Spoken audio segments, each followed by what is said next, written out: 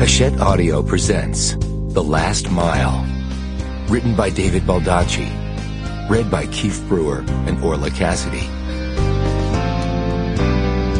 To the memories of Allison Parker and Adam Ward, two brilliant lights taken from us far too soon. And to Vicki Gardner, whose courage and grace are inspiring testaments to the resiliency of the human spirit. Chapter 1. Mars, Melvin. In here, anywhere, anytime they called out your name backwards, and he would instantly respond when he heard his. Even on the toilet.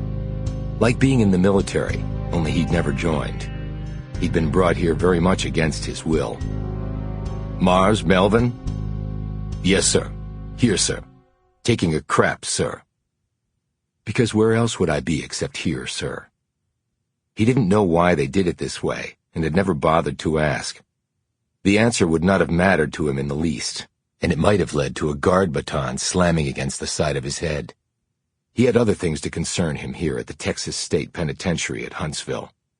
It was called the Walls Unit because of the prison's red brick walls. Opened in 1849, it was the oldest prison in the Lone Star State, and it also housed the execution chamber. Mars was officially prisoner 747, like the plane. The guards at the death row prison from which he'd been brought called him Jumbo because of it. And while he wasn't huge, he wasn't small either. Most folks would look up to him, if only because they had to. 6'2", plus 3/4 of an inch tacked on for good measure. He knew his exact height only because they'd measured him precisely at the NFL Combine. They'd measured everything about him at the Combine. While going through the process, his mind had drawn parallels to slaves on the market square as potential owners methodically poked and prodded the merchandise. Well, unlike his slave ancestors, at least he would have had lots of money to deal with the wreckage of his body after his playing days were over. He was also still 230 pounds. No fat, just rock. No mean feat with the crap they served for food in here, processed in huge factories, loaded with fat and sodium, as well as chemicals they probably used to make everything from concrete to carpets. Killing me softly with your crappy food.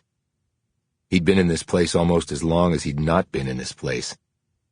And the time had not gone by fast. It didn't feel like 20 years. It felt like 200. But it didn't matter anymore. It would be over soon. Sample complete.